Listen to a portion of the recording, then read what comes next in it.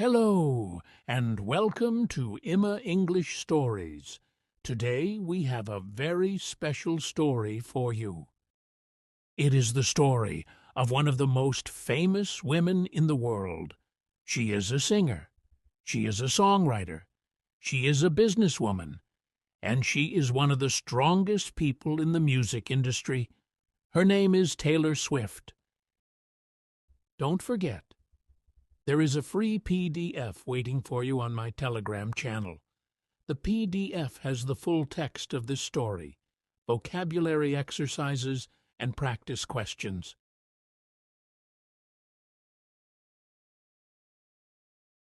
Taylor Allison Swift was born on December 13th, 1989. She was born in a small town called West Reading in Pennsylvania, USA. Her family was simple and normal. Her father, Scott Swift, worked at a bank.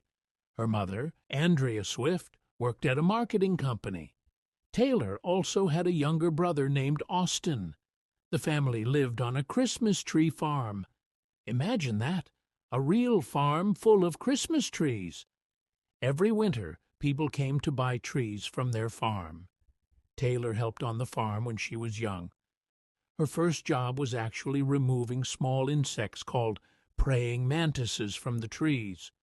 Not a very glamorous first job, but Taylor did it with a smile. Life on the farm was peaceful and happy. But inside Taylor's heart, there was something burning, a feeling, a passion, a dream. From a very young age, Taylor loved performing. She loved to sing. She loved to act. She loved to be on a stage. When she was 9 years old, she started performing in local theater shows. She traveled to New York City on weekends to take singing and acting lessons. New York City! Every weekend, this little girl was serious. When she was 11 years old, something important happened. Taylor watched a documentary, a film about the life of country singer Faith Hill. A documentary is a film about real life and real people. Taylor watched this film, and she made a decision. She said to herself, "I want to do that. I want to be a country music singer." And when Taylor Swift made a decision, she never looked back. Nashville, Tennessee is the home of country music in America. It is a city full of musicians, music companies, and recording studios. Every young country singer dreams of going to Nashville. When Taylor was 11 years old, she convinced her mother to take her there. To convince someone means to make them agree with your idea. Taylor and her mother traveled to Nashville together. Taylor carried a small bag with her demo tapes inside. A demo tape is a simple recording of your voice, like a small music sample. Taylor went from music company to music company. She knocked on doors. She gave her demo tapes to people. She said, "Please listen to my music. I am a singer. I want a deal." But every single company said no. Every door she knocked on closed in her face. Imagine how that feels. You are 11 years old. You traveled a long way. You were so excited. And everyone says no, no, no, no. Most children would cry and go home and never try again. But not Taylor. Taylor went home, and she practiced harder. She picked up a guitar and started learning to play. A man taught her 3 basic chords on the guitar. With those 3 chords, Taylor wrote her very first song. She called it "Lucky You." It was not a famous song. Nobody heard it. But it was the beginning of something great. Taylor started writing songs about her feelings, her school life, her friendships. She wrote about things that teenagers understand. And she kept going back to Nashville, again and again. She was determined, and nothing was going to stop her. When Taylor was 13 years old, something happened that changed her life forever. Her parents made a very big and difficult decision. They decided to sell their Christmas tree farm in Pennsylvania. they decided to leave their home, their friends, and their community, and they moved the whole family to Hendersonville, Tennessee, near Nashville. Why did they do this? Because of Taylor. Because they believed in their daughter's dream. Because they saw something special in her. Taylor's mother, Andrea, left her job. Her father, Scott, transferred to a new office. They gave up their comfortable life, all for Taylor's dream. This is one of the most beautiful and touching parts of Taylor's story. Not everyone has parents like this. Many people have dreams, but nobody to support them. Taylor was very lucky, and she knew it. She has said many times in interviews that her parents' sacrifice changed everything. A sacrifice means when you give up something important for someone you love. In Tennessee, Taylor continued singing and performing at local shows. She performed at small cafes and restaurants. She performed at festivals and local events. She was getting better and better every day. And then, one magical night, everything changed.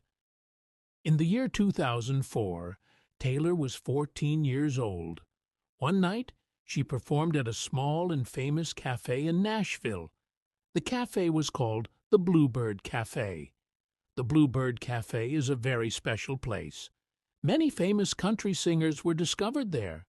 Singers like Garth Brooks and Faith Hill. The same Faith Hill that Taylor admired so much. That night, Taylor walked on the small stage and began to sing. In the audience sat a man named Scott Borchetta. Scott was an important music executive, a person with power in the music industry. He was starting a new music company called Big Machine Records.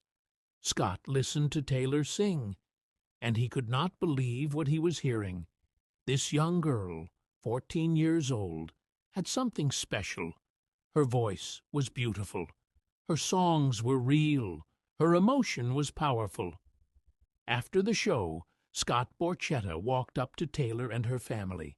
He offered Taylor a record deal with his new company. Taylor said yes immediately. She became one of the first artists to sign with Big Machine Records, and she was the youngest person to sign a songwriting deal with Sony's ATV Music Publishing. At just 14 years old, the youngest person ever. Think about that for a moment. At 14, most people are still in school, thinking about homework and friends. Taylor was already signing professional music contracts. She was just getting started. Taylor worked very hard on her first album. She wrote or co-wrote every single song on the album. Co-wrote means she wrote songs together with other people. This was very unusual. Most young singers do not write their own songs. Music companies usually give singers songs that other people wrote. But Taylor refused. She said, "These songs must come from my heart, from my real life." And so every song on the album was personal. Every song was about something Taylor really experienced or felt. In the summer of 2006, Taylor released her first single, a song called Tim McGraw. Tim McGraw is a famous country singer, one of Taylor's favorites. Taylor wrote the song about a boyfriend she had at the time. She wrote it during a math class at school. Yes, during a math class. She was 16 years old. The song was an immediate hit. People loved it. Radio stations played it again and again. The song stayed on the country music charts for 8 months. 8 months? Later that year, Taylor released her first full album, simply called Taylor Swift. The album was a huge success. It reached number 5 on the Billboard charts, the most important music chart in America. By 2007, the album had sold more than 1 million copies. Taylor was only 17 years old. She won the Country Music Association's Horizon Award, the prize for Best New Artist. Everyone was talking about her. Who is this girl? Where did she come from? She came from a Christmas tree farm, and she was just getting started. In 2008, Taylor released her second album. She called it Fearless. Fearless means not afraid of anything. This album was even bigger than her first one. Much, much bigger. The album included songs like Love Story and You Belong With Me. These songs were not just popular in country music. They were popular everywhere. On pop radio, in shopping centers, in schools. People who had never listened to country music before were suddenly listening to Taylor Swift. Love Story became one of the most famous songs of that year. It was a modern love story, inspired by Shakespeare's Romeo and Juliet. Taylor wrote it in about 20 minutes, in her bedroom. 20 minutes for one of the biggest songs of the decade. Fearless won the Grammy Award for Album of the Year in 2010. The Grammy Awards are the most important music awards in America and in the world. Taylor was only 20 years old when she won. She was the youngest artist to ever win Album of the Year at that time. People celebrated her. Magazines put her on their covers. She appeared on television shows. She performed at huge concerts. Taylor Swift was now a global superstar. But with fame comes problems, and Taylor was about to face one of the most embarrassing moments of her life. It was September 2009. The MTV Video Music Awards, one of the biggest music award shows in the world. Taylor Swift won the award for Best Female Video. She was 19 years old. She was so happy, so excited. She walked up to the stage. She took the award. She started to speak. And then something shocking happened. A famous rapper named Kanye West walked onto the stage. He took the microphone from Taylor's hand. In front of millions of people watching on television, he said, "I'm gonna let you finish, but Beyoncé had one of the best videos of all time." Then he walked off the stage. Taylor stood there alone, shocked, confused, embarrassed. The audience booed. People were angry at Kanye, but the damage was done. Taylor was humiliated in front of the whole world. She was a teenager on one of the biggest nights of her life, and someone took that moment away from her. Taylor did not cry on stage. She stood strong.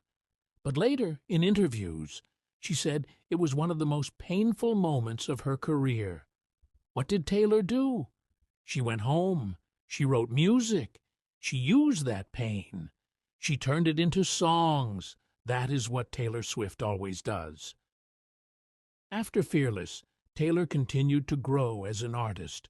Her third album, Speak Now, in 2010, was different. Every single song on Speak Now was written by Taylor alone. No co-writers, nobody else, just Taylor. This was extraordinary. Very few artists in history had done this. People were amazed. Critics called it a masterpiece. A masterpiece is something created with extraordinary skill and talent. Then, in 2012, came Red, her fourth album. Red was a mix of country music and pop music. It was emotional, complex, and beautiful. Songs like All Too Well became legendary among her fans. Legendary means so good that people never forget it. And then, in 2014, Taylor made the biggest change of her career. She released 1989, named after her birth year. With 1989, Taylor completely left country music behind. She became a full pop star. Some country music fans were angry. They said she betrayed country music. Betrayed means you left something or someone who trusted you, but Taylor did not care. She said, "I am an artist. Artists must grow. Artists must change." 1989 was a massive success. Songs like Shake It Off and Blank Space were everywhere. The album won the Grammy for Album of the Year, Taylor's second Grammy for Album of the Year. She was only the second person in history to win it twice. Now we come to one of the most dramatic parts of Taylor's story, and it is a story about power, money, and fighting for what is yours. When Taylor was 14 and signed her first record deal with Big Machine Records, she agreed to something she did not fully understand at the time. She agreed that the music company would own her master recordings. What are master recordings? When you record a song in a studio, the original recording is called the master. The person who owns the master controls the song. They decide how it is used. They earn money when people listen to it. For many years, Taylor recorded 6 albums for Big Machine Records. 6 albums, millions of songs, her whole career, and she did not own any of them. Then, in 2019, something happened that broke Taylor's heart. Her old music company, Big Machine Records, was sold to a man named Scooter Braun. Scooter Braun was a music manager. He managed other famous artists. But Taylor and Scooter had a difficult history. Taylor believed that Scooter had been unkind to her many times in the past. She believed he had supported people who hurt her. And now, this man owned all of her music, all 6 albums, every song she had ever recorded before 2019. Taylor was devastated. Devastated means deeply shocked and very, very sad. She wrote a public message online. She told the whole world what happened. She said it was her worst nightmare. Her life's work, owned by someone she did not trust. Many people were angry on her behalf. But Taylor did not just sit and cry. She made a plan. Taylor's plan was simple but extraordinary. She decided to re-record all of her old albums. Re-record means to record the songs again from the beginning. If she could not own the originals, she would make new versions that she owned completely. She called them Taylor's version. For example, Fearless, Taylor's version. Red, Taylor's version. She started in 2021 and re-recorded album after album. And something amazing happened. Fans all over the world supported her completely. They stopped listening to the old versions. They only listened to Taylor's version. Streaming numbers for the old versions dropped dramatically. The new versions went straight to #1 on the charts.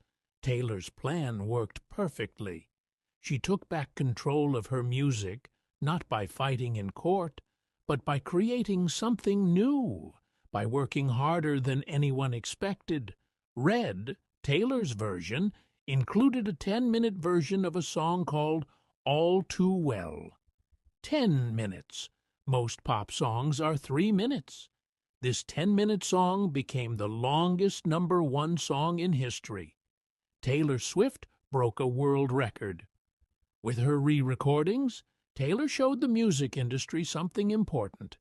She showed them that an artist's relationship with their fans is more powerful than any contract, more powerful than any business deal. The fans chose Taylor every single time. In March 2023, Taylor Swift announced a new concert tour. She called it the Eras Tour. An era is a period of time, and Taylor's career had many different eras. Each album was a different era of her life. The Eras Tour would celebrate all of them, every album, every era, every song. The tour started in the United States, and immediately it became the biggest event in music history. Tickets sold out in minutes. Millions of people tried to buy tickets at the same time. The ticketing website crashed because so many people were trying at once. People were desperate to see Taylor perform live. The Eras Tour then traveled around the world. Europe, Asia, Australia, South America. Taylor performed everywhere. Each concert was more than 3 hours long, 3 hours of singing, dancing, costume changes, and incredible performances. Fans dressed up in their favorite Taylor Swift-era outfits. They made friendship bracelets and exchanged them with strangers. The concerts felt like a celebration, a party for millions of people. By the time the Eras Tour finished in December 2024, it had made history. It became the highest-earning concert tour in history. The tour made more than $2 billion. $2 billion! No artist had ever done that before. And in 2023, Forbes magazine declared Taylor Swift a billionaire. She was the first musician in history to become a billionaire, purely from making music and performing. Not from businesses, not from investments, just her music, just her talent, just her work. Today, Taylor Swift is one of the most powerful people in the music industry. She has won 14 Grammy Awards. She is the only artist in history to win the Grammy for Album of the Year 4 times. 4 times. Nobody else has ever done that. She has broken more records than we can count. She has sold more than 200 million albums worldwide. She was named Time magazine's Person of the Year in 2023. This is one of the highest honors a person can receive. But perhaps the most amazing thing about Taylor Swift is not the records or the awards. It is the connection she has with her fans. Taylor's fans are called Swifties. Swifties are not just fans. They are a community, a family. They support each other. They find hidden messages in Taylor's songs and albums. They travel to different countries just to see her perform. Taylor also gives back to the world. She has donated millions of dollars to schools, food banks, and disaster relief. She donated $1 million to flood victims in Tennessee. She gave money to education programs across America. In 2026, Taylor was inducted into the Songwriters Hall of Fame. She was the youngest woman ever to receive this honor. At age 36, she was already a legend. We have reached the end of Taylor's story. But before we finish, let us talk about 3 important lessons. 3 things we can learn from her life. Lesson 1. Rejection is not the end. When Taylor was 11 years old, every music company in Nashville said no. Every single one. Most people would stop there. Taylor did not stop. She went home, practiced harder, and came back stronger. Rejection means someone said no to you. In life, people will say no to you many times. Your job is to say, okay, and try again. Lesson 2. Protect what is yours. When Taylor lost her music to Scooter Braun, she did not accept it quietly. She fought back. She re-recorded everything. She showed the world that she would not give up what she worked so hard for. In life, you will work hard for things, your skills, your creations, your dreams. Protect them, fight for them, never let anyone take them easily. Lesson 3. Use your pain. Taylor Swift has had many painful moments. The Kanye West incident, losing her music, public criticism, hard relationships. But every painful moment became a song. Every difficult time became art. She did not hide her pain. She turned it into something beautiful. You can do the same. Whatever difficult thing you are going through right now, maybe it will become something great one day. Maybe your pain is the beginning of your story. Taylor Swift started life on a Christmas tree farm in Pennsylvania. A normal girl. A girl with a guitar and a dream. Today, she is one of the greatest artists in the history of music. She proved that talent, plus hard work, plus never giving up, can take you anywhere, anywhere at all. Thank you so much for listening and learning English with me today. I hope you enjoyed Taylor's story. and I hope it inspired you a little bit. Don't forget, there is a free PDF waiting for you on my Telegram channel. The PDF has the full text of this story, vocabulary exercises, and practice questions.